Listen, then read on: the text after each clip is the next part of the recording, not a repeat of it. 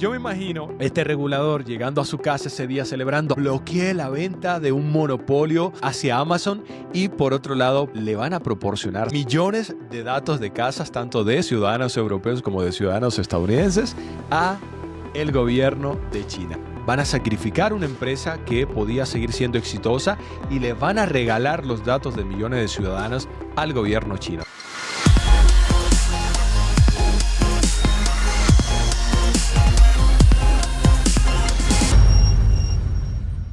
Bienvenidos a Smooth Innovation, el podcast de Black Code, en donde hablamos sobre los últimos temas y noticias sobre tecnología, negocios e innovación. El día de hoy, como de costumbre, me acompaña mi compañero César Ramírez. César, ¿cómo estás el día de hoy? Hola, ¿qué tal, Alex? Pues ya aquí muy contento e impresionado de que se nos fue el año. Este es el último episodio de Smooth Innovation Podcast de 2025. Imagínate, y nosotros iniciamos este año en abril con este podcast y pues ya rápidamente llegamos a nuestro episodio 26.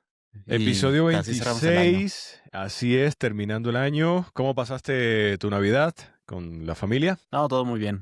Ya sabes, un par de kilillos arriba seguramente. Me hace falta a mí aumentar unos kilos porque resulta que la semana pasada, no sé, fue antes de la cena navideña, no sé qué comí y me intoxiqué. Ok. Pasé 2 días que ya te imaginarás, tremendo la experiencia, bajé como 3, 4 kilos ahí. Pero bueno, ya bien recuperado, último episodio del año. Y las noticias calientes, como siempre, César, siguen el tema de los aranceles, sigue el tema de la IA, temas potentes en esta semana, pero como de costumbre, si quieres, vamos a empezar contigo. Sí, o sea, de verdad es que ni en fin de año ni en fiestas ha estado calmado este asunto, pero pues bueno, es el mundo de los negocios, de la tecnología, de la innovación, entonces es totalmente comprensible de que siga moviéndose, ¿no? Como decía como decía la película esta de Wall Street, el dinero nunca duerme, ¿no? El Y dinero nunca literal, duerme, efectivamente. es así, los negocios, la tecnología y la innovación pues igual, ¿no? Pero bueno, vamos a darle. Más que una noticia, en realidad es como el recap del año 2025, aprovechando el final de año, pero también aprovechando, ya sabes, Google hace un recuento también de lo que fue el año en búsqueda, ¿no? Y en realidad eso me llevó a preguntarme, pues si nosotros tuviéramos que hacer ese recap con nuestros historiales personales, pues qué es lo que saldría en el top de las búsquedas. Pero igual como para darte un poco de contexto de qué fue lo que buscó más el mundo en este 2025, tenemos, por ejemplo, en términos de películas como Anora, que salió a inicios de año, K-Pop Demon Hunters, en términos de noticias, pues fue muy sonado el asesinato de Charlie Kirk, esta persona podcastero muy de la mano del gobierno de Trump que lo apoyaba, que fue asesinado. Esa fue como la noticia más comentada y buscada del año. En términos en general de tecnología, pues la inteligencia artificial no podía faltar. Aquí no sé si está truqueado porque se trata de el recuento de Google y resulta que Gemini fue el término que estuvo más en tendencia durante el año, ¿no? Y curiosamente de ChatGPT no hay ninguna mención, pero lo que me interesó bastante aquí es que el que sí aparece en el top es DeepSeek, que yo creí que después de ese boom de búsqueda que hubo a principios de año, había caído a lo largo de todo el 2025, pero no, DeepSeek se mantuvo en el lugar 7 de lo más buscado a lo largo del año. Muy interesante como en ese término la aparición de este competidor y no tanto de ChatGPT ni de OpenAI, ¿no? Por supuesto, Bad Bunny estuvo entre los principales. La canción que más se buscó a lo largo de 2025 fue la de Debí tirar más fotos de su último álbum. Así es, particularmente los lyrics de la canción, lo cual pues habla de que pues también se están interesando más el mundo en lo que viene siendo el español, en aprender lo que dicen las letras como tal, que esperamos que en 2026 pues siga todavía esta tendencia, ¿no? Pero dime, si tuvieras que hacer una evaluación de lo que tú has buscado a lo largo del año, ¿qué crees que saldría en ese top? Pues mira, primero me sorprende que me digas que no salió ChatGPT en este recuento de búsquedas, porque me hubiera imaginado a la gente buscando cómo utilizar ChatGPT, ¿no?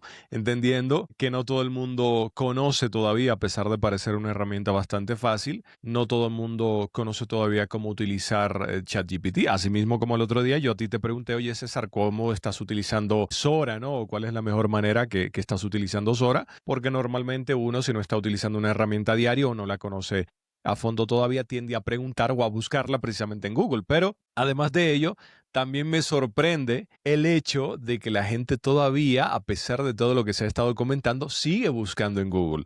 Yo creo que esa es la noticia más interesante dentro de este recuento, que la gente sigue buscando en Google, aunque por supuesto habría que evaluar, César, no sé si tienes los números por ahí, si no estaría interesante buscarlos, evaluar, ok, estas son las tendencias de búsquedas, pero ¿cuál ha sido la cantidad de personas o la cantidad, los millones de búsquedas comparados con años anteriores a cuando no existía la inteligencia artificial, ¿verdad? Entonces, eso también estaría interesante, ¿no? Para evaluar si ha decaído, o por supuesto, sí, estadísticamente, digamos, hay un rango de búsquedas por temática, pero estaría interesante ver cuál ha sido el número de búsqueda, ¿no? Versus años anteriores. Ahora, en cuanto a las búsquedas, no sé, me sorprende que no haya estado ChatGPT, me sorprende que no haya estado Donald Trump también en esta búsqueda. Y no sé qué otro tema, pero está muy interesante. Pero lo que sí me sorprende más todavía, repito, es el hecho de que a pesar de lo que se pensaba, sigue habiendo búsqueda masiva en Google para temas tan simples, ¿no? Como estos que tú acabas de mencionar. En definitiva, ha habido una caída en las búsquedas y lo vamos a ver todavía más en años venideros, pero yo creo que este comportamiento de usar el buscador pues va a seguir, ¿no? Y sobre todo ahora con lo integrado que está la inteligencia artificial con el buscador, por ejemplo, en el caso de Google, donde ya te brinda las respuestas directamente de la inteligencia artificial, ¿no? Entonces, yo creo que en realidad se va a terminar volviendo un híbrido, pero bueno, aquí de acuerdo a la data que nos muestran, la tendencia es que se espera que, por ejemplo, en el motor de Google y en otros motores de búsqueda, pues se caiga 25% durante el año 2026. Entonces, no creo que vaya a desaparecer como tal, pero sí se va a ir reconfigurando y a final de cuentas se va a terminar amalgamando, ¿no? Con lo que viene siendo los motores más bien con las conversaciones, con la inteligencia artificial, ¿no? A través de Gemini, a Sí. través de ChatGPT. Pero bueno, yo si tuviera que hacer esa evaluación de lo que más busqué en 2025, creo que el tema de los aranceles es uno de los primordiales. Como dices, Donald Trump, pues es muy de la mano por todo lo que movió la economía y prácticamente toda la conversación estaba basada en lo que decía Donald Trump y su gobierno. Y también está el tema de esta expo, la expo de Osaka 2025, a la que fui en septiembre, que iba a ver cómo ir, cómo llegar, dónde hospedarse, etcétera, etcétera. Yo creo que eso fue de los temas que más dominaron mi búsqueda, ¿no? Prácticamente en Google no busqué nada, pero donde sí tiendo a buscar mucho es en YouTube, porque recordemos que YouTube es parte, ¿no? De este buscador de Google, y creo que lo que más busqué, creo que fue creación de contenido, justamente por todo Ujú. esto que empezamos a hacer para aprender ciertas cosas de creadores que se dedican a instruir a otros sobre la creación de contenidos. Creo que ese fue el tema que yo más busqué en YouTube, a diferencia de lo que me dijo YouTube, con el recuento que me envió, dice que lo que más busqué fue autos, cuando Carros, yo ¿no? creo que fue Sí. carros, cuando creo que fue el tema que menos busqué. Qué cool. Pues ahora también viéndose 2026, yo creo que uno de los temas que más voy a buscar es creación de contenido con inteligencia artificial. Tú si tuvieras que hacer una apuesta, ¿qué crees que vas a buscar en 2026? En cualquier plataforma. Yo creo que, yo creo que lo mismo. Generación de contenido, creación de contenido con inteligencia artificial viene muy fuerte. La generación de contenido con inteligencia artificial, sobre todo porque nos va a permitir ahorrar tiempo, ahorrar recursos, ahorrar esfuerzos, sobre todo para el tema de la edición, para el tema, ¿no? De la musicalización de contenidos, para el tema de los cortes, ¿no? De los shorts también. Entonces yo creo que va a ser uno de los temas más interesantes también que voy a estar explorando para este próximo año. Muy interesante. Oye, pues relacionado justamente con la creación de contenido, César, es mi noticia siguiente. Resulta, como tú sabrás, desde hace ya varios años se detonó una gran lucha de poder en los Estados Unidos por el tema que ya todos conocemos, ¿no? El siempre cliché de seguridad nacional, ¿no? Que más que cliché, pues bueno, hay que entender que sí es una realidad, pero era la lucha de poder por el dominio de la información que manejaba TikTok o que maneja TikTok en los Estados Unidos. Y bueno, voy a dar un poco de contexto. Para muchas personas que son críticos, ¿no? De estas políticas un tanto proteccionistas, ¿no? Que tienen los Estados Unidos, deberían saber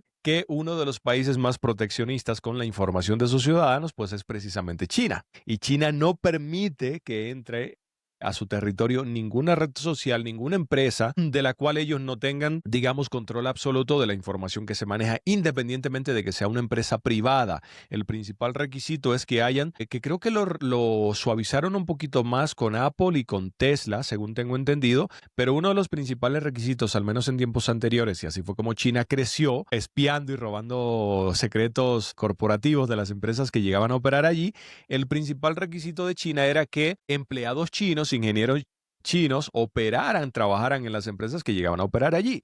Y por lo tanto, una de las pocas empresas que China nunca permitió que entraran allí eran empresas de redes sociales, buscadores de Internet. Por eso vemos que, por ejemplo, empresas como Facebook nunca llegaron a China, Google tampoco. Uber lo intentó y sabemos que la masacraron, ¿no? Las empresas locales como Didi y otras. Y una de las empresas más proteccionistas que existen, perdón, de los países más proteccionistas que existen en el mundo, pues es precisamente China, ¿no? Teniendo control absoluto de todas las empresas que operan en su, digamos, localidad, independientemente de si son extranjeras, ¿no? Pero bueno, cuando se detona esta lucha de poder, César, en los Estados Unidos por el control de quién iba a manejar TikTok o si TikTok estaba revelando información confidencial, digamos, al gobierno de China, ¿no? De los ciudadanos estadounidenses, pues bueno, salen los críticos a criticar que eso no es libertad, que no es democracia, que se acaba, ¿no? La seguridad jurídica para las empresas que operan en Estados Unidos. O coño, que vayan a China para que vean realmente cómo operan las empresas o que intenten establecer una empresa en China, ¿no? Bueno, pues se detona una lucha de poder, como tú lo sabes, donde principalmente Donald Trump pues fue el primero que empezó a ver cómo se le podía quitar poder, digamos, local a ByteDance, que como sabemos es la dueña de esta empresa en China.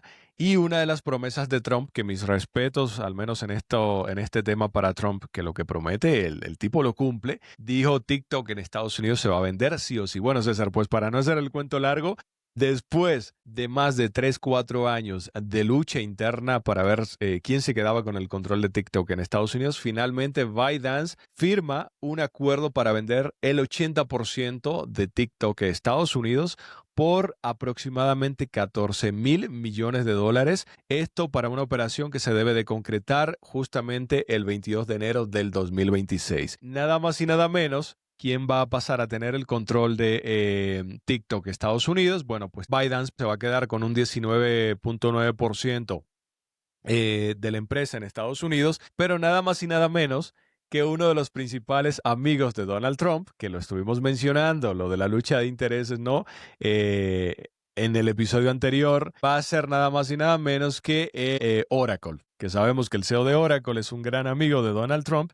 Oracle, junto con Silver Lake y la firma emiratí MGX, se van a quedar con el 80% de TikTok Estados Unidos, y Oracle va a manejar toda la información de los ciudadanos de Estados Unidos, César, para tener, digamos, un control más exhaustivo y por supuesto que esta información no se siga filtrando a China, porque sabemos que si, independientemente de que el CEO haya ido al Congreso a decir que no filtramos información, sabemos que sí, que TikTok Estados Unidos revela, incluso de Latinoamérica, revela toda nuestra información a el gobierno de China. Y pues bueno, yo creo honestamente, desde mi punto de vista, tengo dos opiniones contrarias y a ver qué opinas tú. Por un lado, digo, lo veo positivo, porque honestamente tiene que haber balanza pareja, ¿no? Si tú en China como gobierno no permites que mis empresas operen allí y tus empresas locales tienen el monopolio y no permites que ninguna empresa occidental opere allí, o las que operan tienes que tener operadores chinos, oye, ¿por qué yo te voy a permitir entonces que tus empresas chinas tengan el monopolio de operación prácticamente en mi país, ¿verdad? Entonces, por ese lado yo digo que sí que haya balanza pareja, ¿no? Pero por el otro lado, César, me preocupa mucho el hecho de que un gobierno local, por el simple hecho de que tenga ciertas diferencias, que en el caso de Estados Unidos y China se entiende, pero esto podría sentar un precedente para que otros gobiernos que simplemente digan, oye, yo no estoy de acuerdo que una empresa de X país opere en mi país, no, pues tu empresa local se tiene que vender a una empresa de mi país. Imagínate el precedente que esto podría estar sentando. Y como sabemos, hay ciertos gobiernos bastante regulatorios, como los gobiernos de Europa, que al final voy a mencionar una noticia de allí, y esto podría sentar un precedente un tanto negativo, ¿no? Repito, en el caso de Estados Unidos, China se comprende, pero ¿crees tú que esto podría sentar un precedente para que otros gobiernos tomen medidas parecidas con empresas de otros países que van a operar allí? ¿O qué te parece esta medida, César?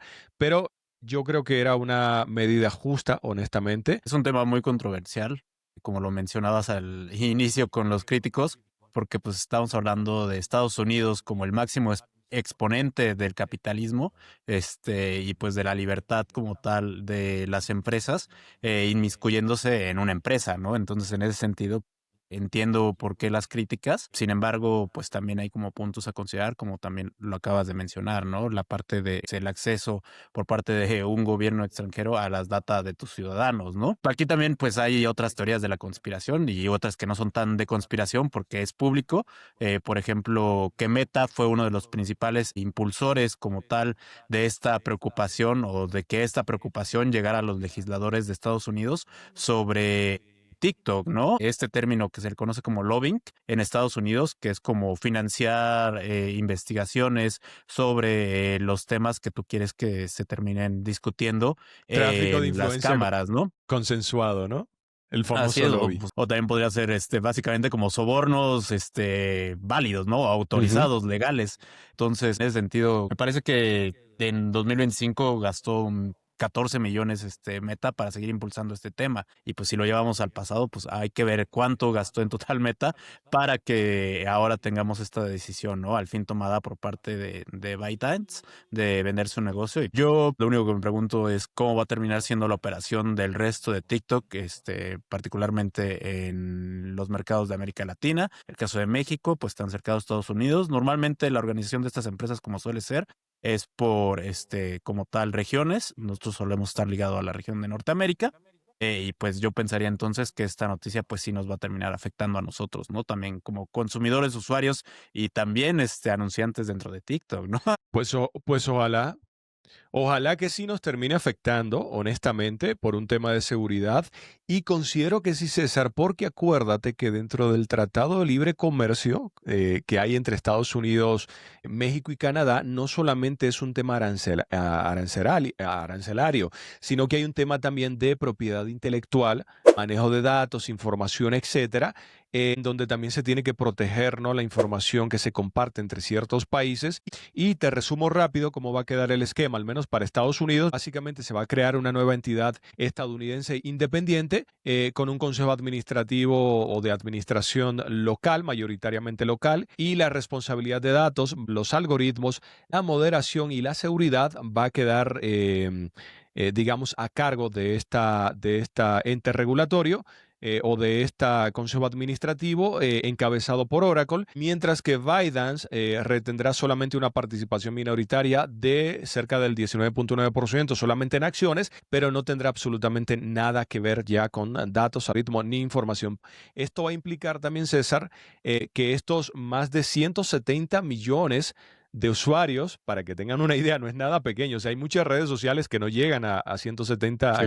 ni plataformas que no llegan a 170 millones de usuarios. Solamente en Estados Unidos tiene esta cantidad. Esto va a implicar también, César, que los algoritmos de Estados Unidos sean reentrenados justamente con esta nueva base de datos, ¿no?, manejada por Oracle, para que haya, digamos, una entre comillas, ya sabes, ¿no?, un manejo de información más transparente. Pero en cuanto a si va a afectar a lo que es TikTok Latinoamérica, supongo que sí, pero estaría interesante investigarlo para comentarlo en un próximo episodio. Sí, vamos a buscar ahí a gente de TikTok México a ver cómo queda su organización. Va, a ver qué tal. En México se supone que son 57 millones de usuarios a septiembre de 2025. Estamos Wow. hablando de prácticamente o un poquito menos de la mitad de la población. Ya está en TikTok, pues cifras con las que redes sociales como X pues solo pueden soñar, ¿no? Y llevan cuántos años en el mercado. Lo que es un hecho es que pues cada gobierno tiene facultad de aplicar las regulaciones conforme más les complazca. Por ejemplo, me parece que en Australia no es posible que niños menores a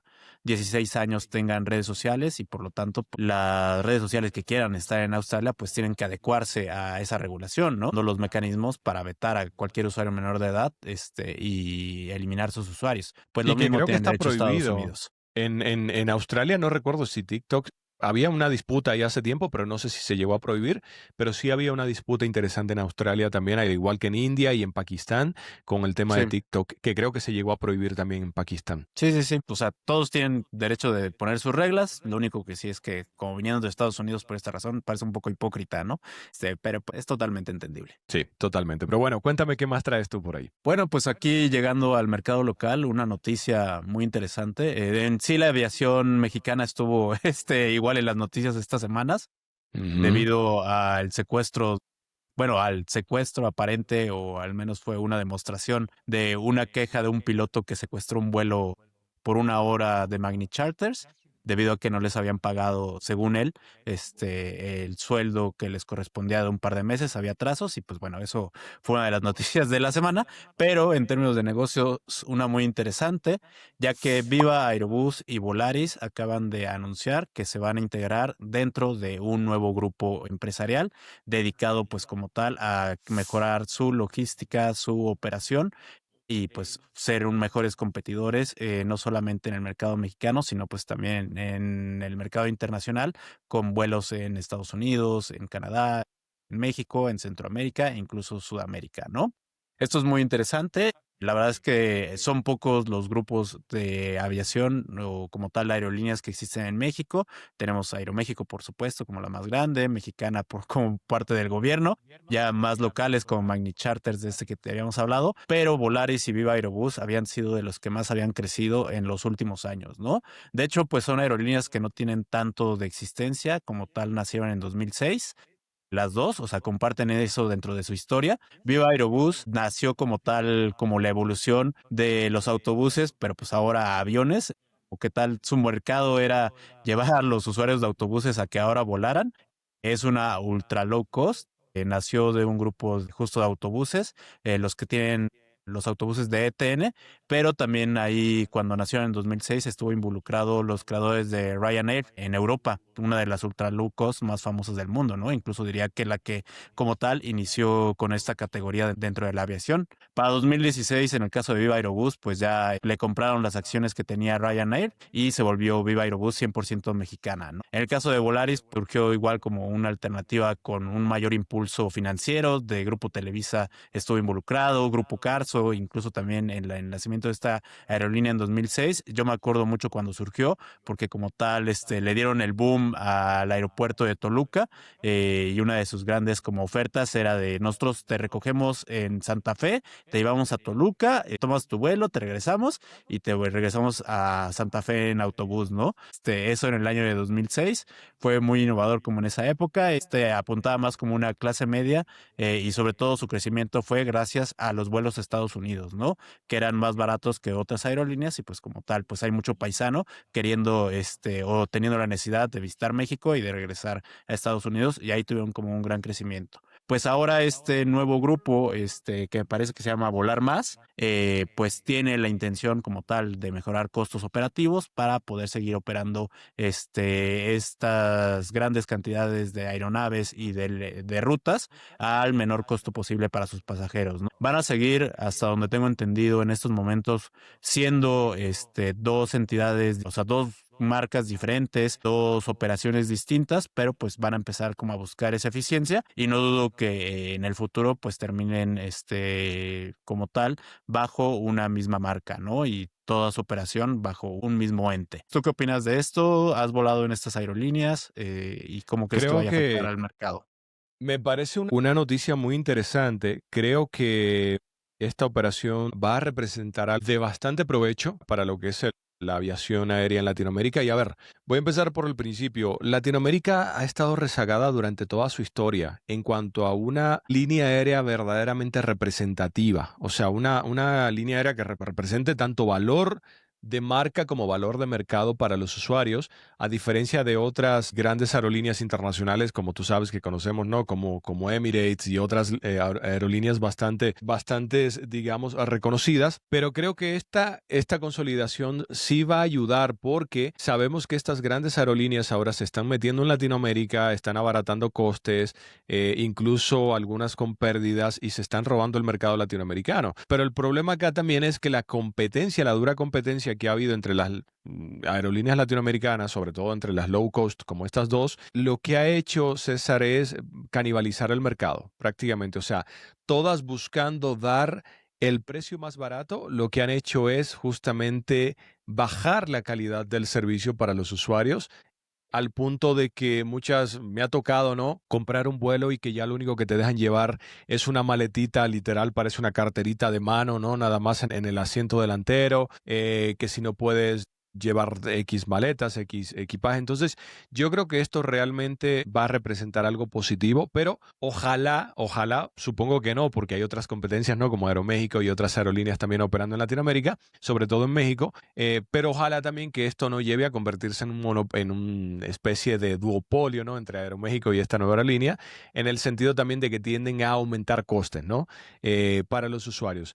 Ahora, en cuanto a la parte operativa, lo veo positivo. Esto es algo que muchas empresas normalmente, cuando son competencia y ven que pueden ser comidas por, digamos, otros competidores mayores, como puede ser Aeroméxico u otras aerolíneas, u otros competidores, independientemente de cuál sea el mercado, normalmente siempre es muy positivo que ciertos competidores se alíen. Y lo que hacen en este caso, como bien tú lo acabas de mencionar, César, es hay de dos. O pueden continuar operando de forma totalmente independiente y formar lo que es una joint venture, ¿no? Una nueva empresa entre ambas marcas, digamos, y crear un tercer incumbente que opere de manera independiente, ¿no? Con sus mismos aviones y todo, aunque ellos sigan operando con sus dos marcas, y eso lo hacen a veces de manera permanente o pueden hacer esto de manera temporal hasta hacer, digamos, una consolidación completa de las marcas, en este caso, como mencionaste, que se va a llamar Volar Más, que no sé por qué, la verdad, no le echa un poquito más de Es, esfuerzo en es cuanto a más los vuelos. Grupo más más vuelos, igual grupo no fue más mucho vuelos. esfuerzo. Pero igual, no sé cómo no le echan un poquito más de coco Sí, a claro. crear marcas más internacionales, ¿no? Más sonoras, más amigables con el oído del consumidor, ¿no? Pero bueno, esto es algo que se tiende a hacer, ¿no? Entre competidores, ¿no? Formar lo que es una alianza para tener un poquito más de poder operativo frente a la competencia. Yo creo que esto podría ser positivo. Hay que ver, por supuesto, César, qué puede representar esto, porque si hay algo, y por experiencia lo puedo comentar, y es que normalmente empresas que se unen a veces no siempre tiende a funcionar bien, porque son Sí, empresas que a veces vienen con culturas operativas diferentes, modos de hacer las cosas diferentes, y a veces se crean roces, se crean diferentes entre sus diferentes equipos. Esto posiblemente va a representar también que muchas personas sean despedidas porque posiblemente se van a consolidar equipos dentro de un mismo equipo. Posiblemente en vez de tener dos equipos de marketing ya de forma independiente van a tener uno claro. solo. En vez de tener dos equipos administrativos posiblemente tengan uno solo. En vez de tener dos equipos legales posiblemente tengan uno solo. Entonces esto posiblemente también va a representar desde un punto de vista más operativo y corporativo, sí va a representar más beneficios pues para los inversionistas, para las empresas, para este, digamos, ente administrativo que va a formar esta nueva empresa, pero puede conllevar a que hayan posiblemente mayor aumento de costos para los pasajeros, pues empleados despedidos, pero a largo plazo posiblemente podría convertirse en algo positivo, pero hay que ver si cómo se lleva esta operativa, porque vuelvo y repito, es difícil a veces unir dos empresas pequeñas por esas diferencias culturales, formas de operar distintas que tienen. Imagínate ahora dos empresas grandes y dos empresas aeronáuticas, que son de las empresas más complejas que existen en este planeta para operar y que son empresas que mayormente operan a pérdida. Normalmente como pasajeros también nos quejamos de que a veces, pues sí, las condiciones no son las más óptimas o que los pasajes no son los más económicos, pero hay que entender también que las empresas aéreas son de las empresas que operan con los márgenes operativos Sí, claro. más pequeñitos del mercado, a veces incluso por debajo de los márgenes de supermercados, que son los márgenes más pequeños que existen, porque lo que tratan es de operar en base a volumen, ganar un margen operativo pequeñito por cada ticket aéreo, pero muchas veces estas empresas operan a pérdida y por eso es que vemos que las empresas aeronáuticas son de las empresas que van y vienen y quiebran y nacen otras porque no todas pueden enfrentar digamos, los costes operativos que tienen. Son empresas que operan en base a ciclos, que si hay una pandemia, que si el combustible aumentó, que si estamos en vacaciones, que si hay una tormenta. O sea, son empresas muy complejas de operar, pero bueno, desde mi punto de vista creo que es algo muy positivo. Repito, hay que ver cómo se lleva a cabo y cuáles son las condiciones internas, ¿no?, para esta consolidación, si van a seguir operando a largo plazo, se van a unir completamente, pero creo que puede llegar a ser algo positivo si lo hacen de la forma correcta, desde mi punto de vista. De hecho, esto que mencionabas del duopolio, pues ya sería un hecho básicamente que en territorio nacional, o sea, el territorio mexicano, el 70% de los vuelos sería operado por este nuevo grupo. O sea, de ese nivel es el tamaño de la alianza, y pues el otro grupo es el de Aeroméxico, que tiene Aeroméxico Connect y Aeroméxico, que es más para vuelos internacionales. Entonces, pues así van a iniciar estas dos empresas ahora el 2026, justo en el año en el que ambas estarían cumpliendo 20 años, ¿no? Su 20 aniversario lo van a celebrar pues como una nueva entidad que esperemos pues beneficie, por supuesto, a las empresas, pero también a los usuarios y en general a la infraestructura aeronáutica de México. Bueno, pues feliz cumpleaños y ojalá que sea lo mejor. Oye, César, y ya para ir terminando, te tengo una noticia que te va a volar la cabeza. Realmente yo no entiendo a veces qué es lo que piensan los políticos, porque mientras más en decadencia van sus gobiernos, sus territorios, a veces como que le buscan la manera de joder más las cosas. Te lo resumo. Como tú sabrás, ahora mismo uno de los continentes que va en mayor decadencia, ¿qué continente es? Es que decadencia definamos. O sea, sí, pero no, mejor dime. Sería Decadencia, Europa, al menos en mucho. decadencia en innovación, en económica y en esos aspectos. Pues sí, digamos, a ver, Europa. A ver Europa, si lo tiene. justamente. Ok. Es el continente de la decadencia ahora mismo. O sea, es un continente que se ha rezagado en innovación, se ha Estancado, rezagado, sí.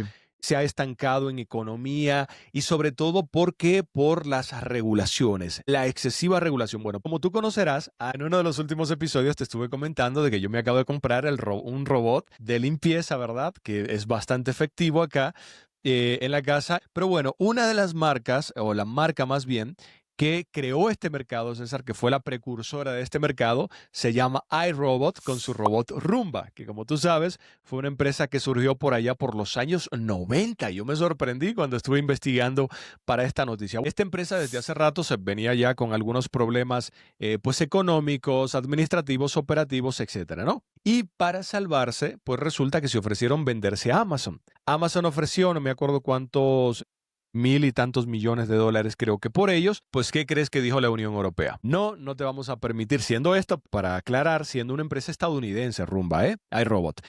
La Unión Europea dijo, no, no te vamos a permitir venderte a Amazon porque tú operas en Europa y esto podría convertirse en su palabra favorita, en un monopolio para los ciudadanos europeos, lo cual va a permitir que otros competidores europeos no puedan venderse a través de Amazon, etcétera.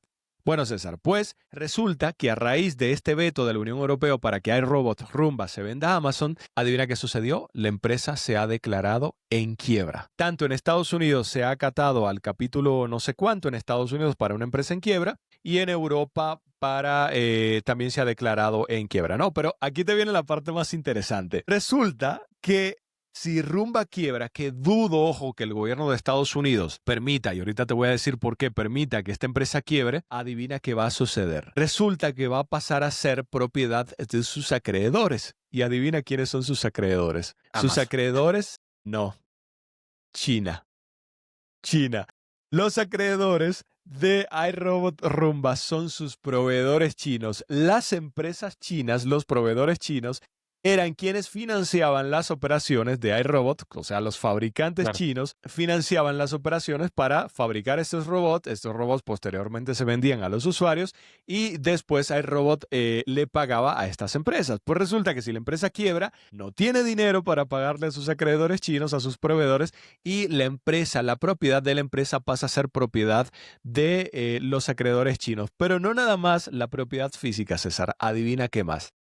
Todos los datos y la propiedad intelectual. Imagínate siendo la principal empresa en Estados Unidos que inventó este concepto de los robots que limpian tu hogar. Imagínate, César, cuántos planos de millones de casas estadounidenses y europeos maneja esta empresa que va a pasar a ser propiedad de empresas chinas y por lo tanto, ¿de quién? del gobierno de China. Entonces, yo me imagino este gobiernícola europeo, este regulador llegando a su casa ese día celebrando, amor, no te imaginas la que acabo de lograr el día de hoy, bloqueé la venta de un monopolio hacia Amazon y por otro lado, pues imagínate, le van a proporcionar, César, millones de datos de casas, tanto de ciudadanos europeos como de ciudadanos estadounidenses, a el gobierno de China. Y por eso fue que te mencioné que dudo que el gobierno de Estados Unidos permita que Europa pase este veto para bloquear, para permitir la quiebra de esta empresa. ¿Esto qué te parece a ti, César? Porque me parece la verdad la payasada de las payasadas de cómo gobiernan hoy día estos reguladores que operan bajo sus propios intereses y no sobre los verdaderos intereses de una empresa que podía seguir operando con esta venta de Amazon, independientemente de que se vendiera. Van a matar empleos, van a sacrificar una empresa que podía seguir siendo exitosa y le van a regalar los datos de millones de ciudadanos al gobierno chino. O sea, es para aplaudirles, honestamente. ¿Qué te parece? Deberían de centrarse en otras cosas, o sea, prefirieron dejar morir esta empresa que verla en manos de este gran competidor que es Amazon, ¿no? Y pues en realidad yo creo que sin fundamentos en términos de electrónica de consumo, pues hay ahorita una gran competencia, o sea, en realidad no veo cómo esa compra era para considerarse como un monopolio, pero bueno, allá ellos, la verdad es que desde mi punto de vista, al igual como lo dije en el caso de TikTok, en cuanto menos se inmiscuya un gobierno, o sea, creo que es mejor en general para la economía y ahí están las consecuencias, ¿no? En este caso en específico, de nuevo, o sea, todo esto se mueve a través de intereses y pues no, muchas veces esos intereses no sabemos quién está detrás de ellos. A lo mejor justo los fabricantes chinos fueron los que detuvieron ese pase a Amazon para que al final ellos se pudieran quedar con la compañía, ¿no? No lo sabemos, Como tú pero en mencionaste, o el definitiva famoso soborno permitido, ¿no? el También que lobbying, sucede sí, por ahí, claro. el lobby.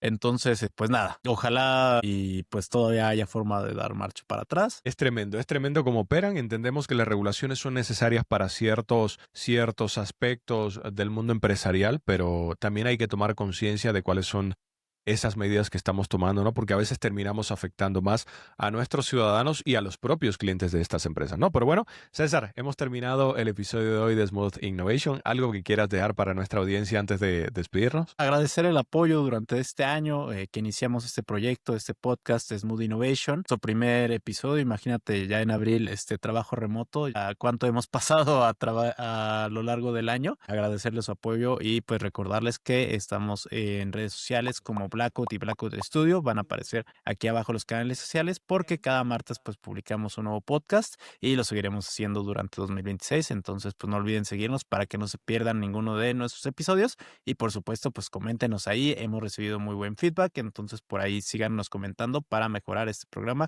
durante el próximo año, ¿no? Muchas gracias. Totalmente, que nos sigan dejando comentarios para seguir aprendiendo. Aprendemos con ustedes de los comentarios que nos dejan. Seguimos siendo nuevos en esto, ¿no? Pero tratamos de llevarles el mejor contenido con todo el amor del mundo, ¿no? Y recordarles que este episodio de Smooth Innovation ha sido presentado por Allendally, la aplicación que te ayuda a administrar la agenda para los servicios de tu negocio o tus servicios personales independientes, ¿no? Le dejamos el enlace aquí abajo también. Y esto ha sido todo por el episodio de hoy de Smooth Innovation. Feliz año nuevo para todos y nos vemos en el próximo episodio. Hasta la próxima.